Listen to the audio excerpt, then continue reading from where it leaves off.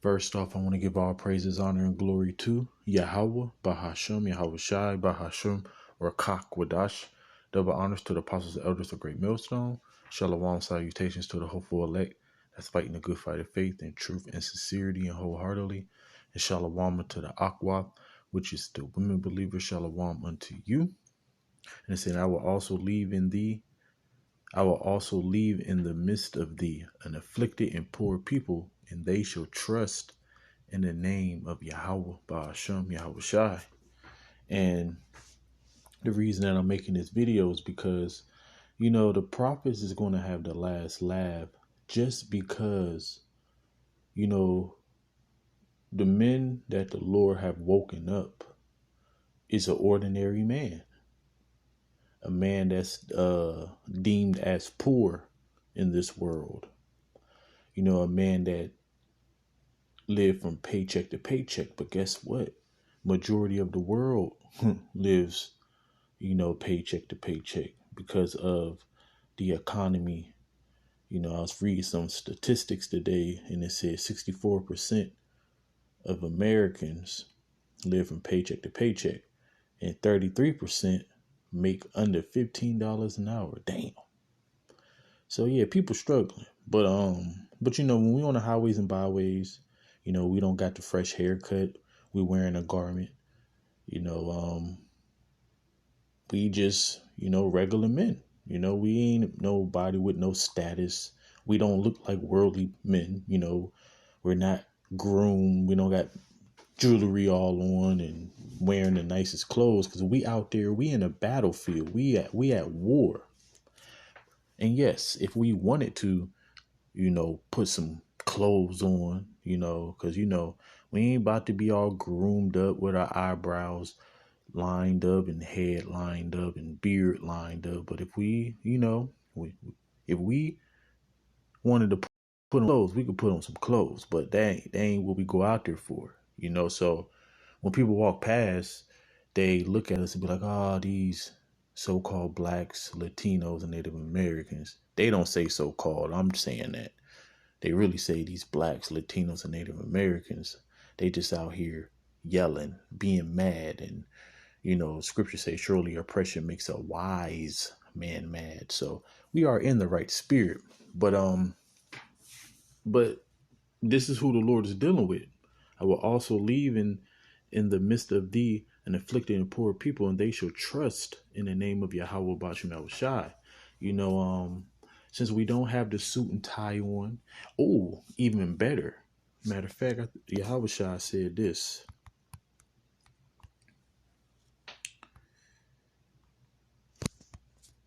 This is what a man of the Lord go through.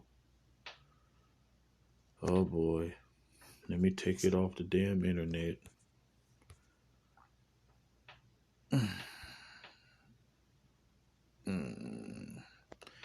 So this is what they said about Yahweh Shai. Is not this the carpenter's son? Is not his mother called Mary, and his brethren James, Joseph, Simon, and Judas? And his sisters, are they not all with us?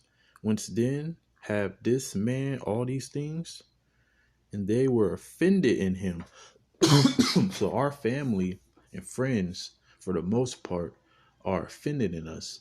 When the Lord wake you up and, change you from your old ways, the men that you used to run with, and even your family, cousins, your aunt and uncle, your mom and dad, they used to change your little butt, So when you start talking about some serious spiritualism, as they will call it, they were like, boy, I raised you, boy.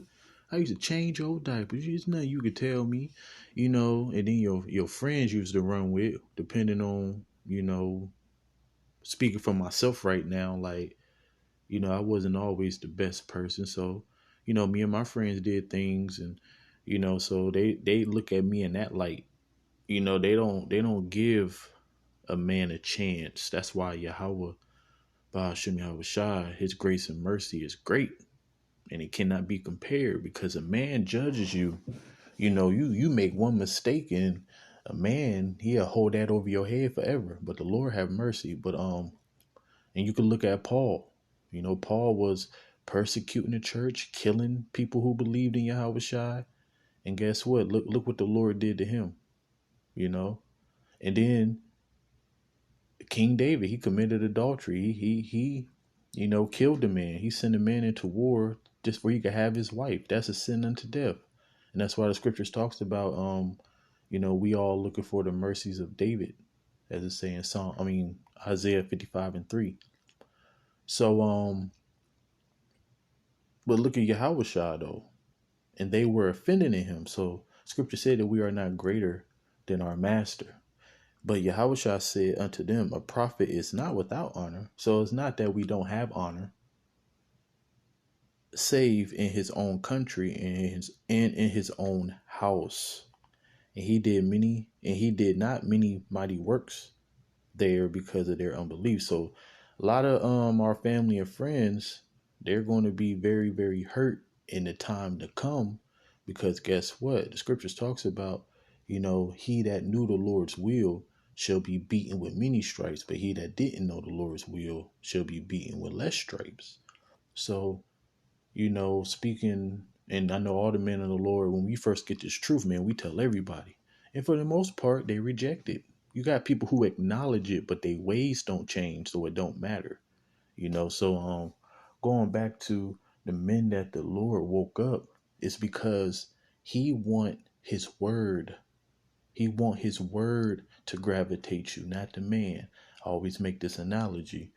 If I was LeBron James or any Jake that had some type of status, where I preach at, thousands of people, hundreds of people, in a cheap place of concourse, right downtown, right where all the malls is, the shopping centers, the food places, So if I was LeBron James, matter of fact, since I'm in Boston, if I was one of the Boston Celtics, the whole downtown would be filled, you know. But the Lord don't want it that way, because he want his word to gravitate you. And then it shows the Lord's power, how he can give a regular man the top knowledge on the earth, and have a regular man who probably didn't graduate high school, probably didn't go to college. And as he said, he picked the lowly, took and found the wise. That's the power of the Lord. Everything is to show his power. Even bringing down Esau, the self-proclaimed white man, So Yahushua, he went through it.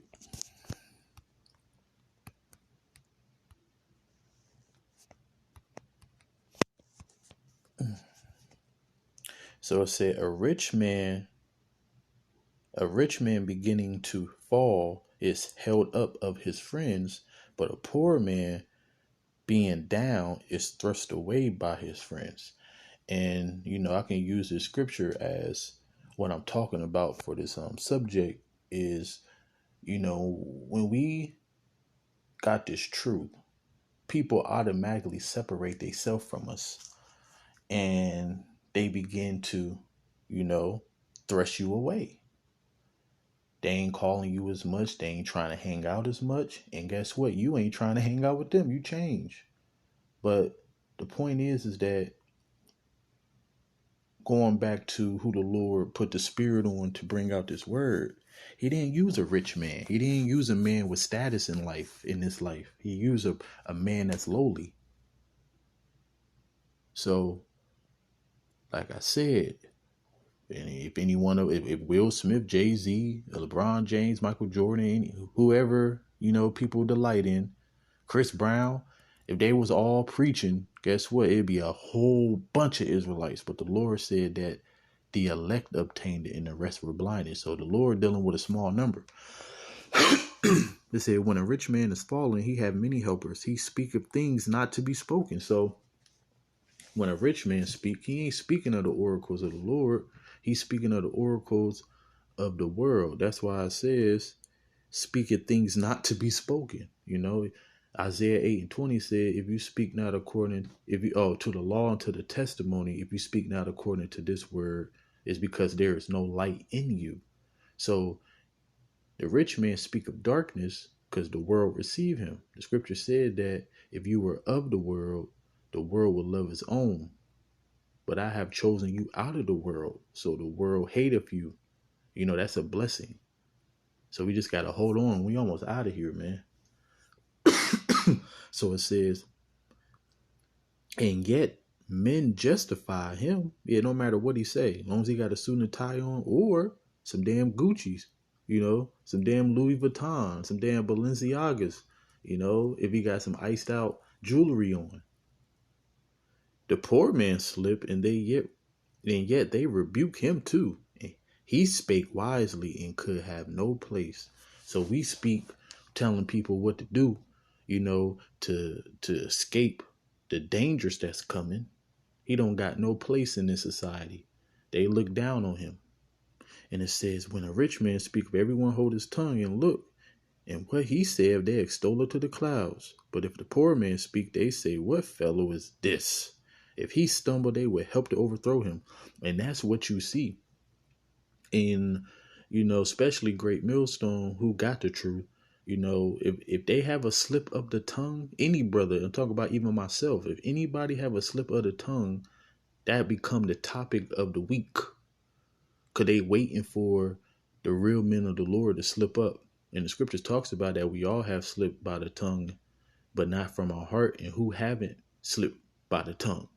Ecclesiasticus 19:16. So, you know, we, matter of fact, I'm gonna end it on this. Through these words that we speak, man, the Lord is actually going to bless us. And if the people took heed to it, they could be blessed too. So it said, now there was found in it a poor wise man, and he by his wisdom delivered the city, yet no man remembered that same poor man. See, and it said, then, matter of fact, yeah, let me speak on that real quick. So, you know, until the day that the Lord really raises up, as in, you know, it's evident.